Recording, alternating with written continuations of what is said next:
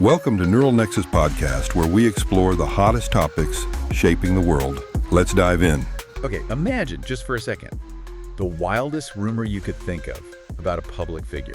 Something really personal. Yeah, things can get pretty out there online. Exactly. Now, what if that rumor led to a head of state, a president, and his wife filing a massive lawsuit? We're talking 22 counts of defamation. That's taking it to a whole different level. It really is. Because today we're diving into exactly that. French President Emmanuel Macron and his wife Brigitte have actually filed this huge defamation lawsuit, and it's happening right here in the U.S. It does sound almost unbelievable, doesn't it? But it's very real. And the person they're suing, the right-wing podcaster Candace Owens. Right. The core claim, the thing this whole lawsuit revolves around, is an allegation Owens apparently pushed, that Brigitte Macron is a man. It's an extraordinary claim, and that's putting it mildly. So our deep dive today, we're going to unpack the details of this legal action. We're working from a CNN report published just a few days ago, July 23rd, 2025. And our mission really is to pull out the key information for you, help you understand the lawsuit, the claims themselves, and, the bigger picture of public figures fighting back against these kinds of online conspiracy theories. Definitely. There's a lot to get into here, starting with the lawsuit itself. Yeah, let's get right to it. The allegation. The Macron's lawyers are calling Owens' actions a relentless campaign, not just a one-off comment. No, the lawsuit specifies a year-long campaign of defamation. It was filed Wednesday, July 23rd, 2025, in Delaware Superior Court. And how exactly did Owens allegedly spread this? The complaint gets specific, right? Oh, very specific. It wasn't subtle. It points to a YouTube video from March 2025. The title was literally, "Is France's First Lady a Man?" Wow, okay. Pretty direct. And then there was promotion on X, formerly Twitter. Owens apparently called it likely the biggest scandal in political history there. That's a huge claim. It is. And the lawsuit mentions numerous videos about Brigitte Macron made for her YouTube audience, which is, nearly 4.5 million subscribers? Yeah, that's a massive reach. Including a whole multi-part series called Becoming Brigitte. And beyond just content, it even alleges she sold merchandise promoting the claims. Selling merch off it. That adds another layer. It does. The complaint basically argues Owens was the first one to really push these, quote, baseless claims into the U.S. media sphere and to an international audience. So they're highlighting the alleged scale and impact.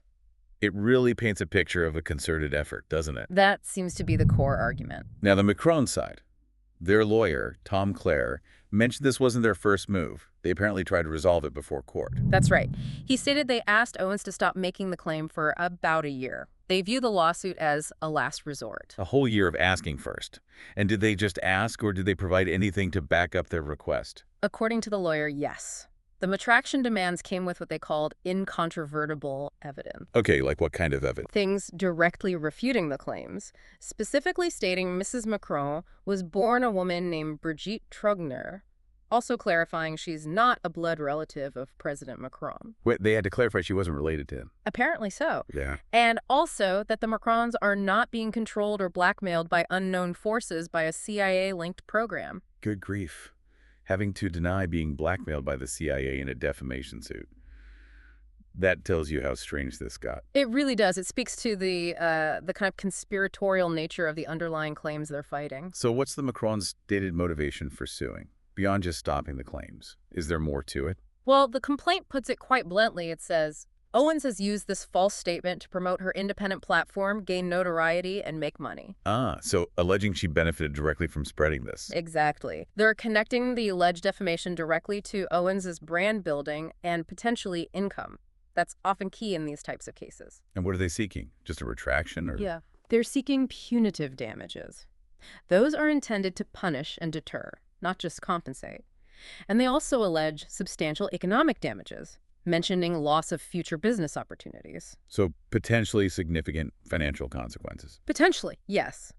The suit lists 22 counts: defamation, false light, defamation by implication. Their lawyer warned of a substantial award if Owens keeps pushing the claim, though he didn't name a specific dollar amount.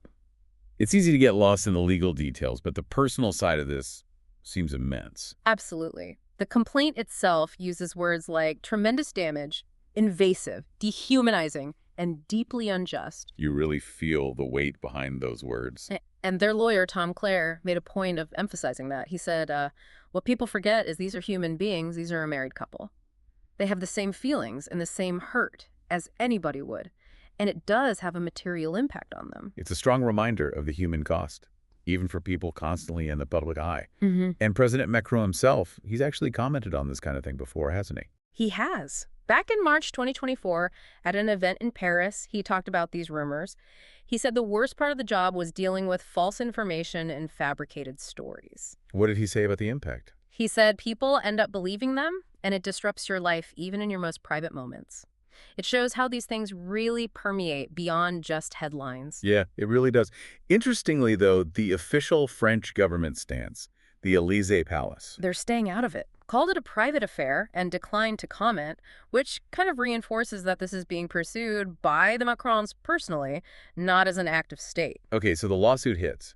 What was Candace Owens's immediate public reaction? Was there one? Oh, yes. Very public, very immediate. She posted on Instagram almost right away. What did she post? A screenshot of an article about the lawsuit, a picture of the Macron, and the caption read, "I will be coming for this wig today. Stay tuned." Wow. Okay, that's defiant. To say the least.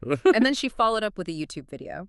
In it, she called the lawsuit an obvious and desperate public relations strategy. So, zero backing down. If anything, doubling down. That's certainly how it appears from those immediate reactions. From a legal perspective, does reacting like that so publicly and dismissively usually help or hurt someone defending against a defamation claim?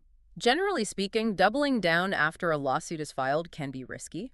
It could potentially be used by the plaintiffs to argue continued malice or reckless disregard for the truth, which can be relevant for things like punitive damages. It signals they aren't retracting or showing remorse, at least not publicly at that stage. Right. Makes sense. Now, you mentioned earlier this isn't the first time Brigitte Macron has dealt with these specific claims legally. Correct. There's actually a history here. In France, she sued 2 French women back in 2022 over very similar claims. And what happened with that case? It's a bit complicated. She initially won, however, the women appealed and they won the ordeal. Oh, okay. So the initial win was overturned. Yes, but according to CNN's affiliate BFM TV, the case isn't over. It's now set to go to an even higher court in France. So that legal battle is still ongoing, separate from this new U.S. lawsuit. Exactly. It shows this is a fight she's been engaged in for a while now on multiple fronts against these specific allegations. Well, this has certainly been a deep dive into a really complex, frankly, quite shocking situation. We've covered the core allegations, the Macron's legal strategy, the claims of significant personal and professional harm. And Owens' very public response, plus the backdrop of the earlier French case. It's a lot to take in. It really is. And it kind of leaves you thinking, doesn't it? It Hmm. really raises this bigger question for all of us, In this age where information or maybe misinformation just flies around the globe instantly, what's the actual cost of claims that aren't verified? Yeah. And what role can or should the legal system play in protecting someone's basic dignity and reputation, especially when they're constantly under that public microscope? It's a tough balance. It really is something definitely worth thinking about.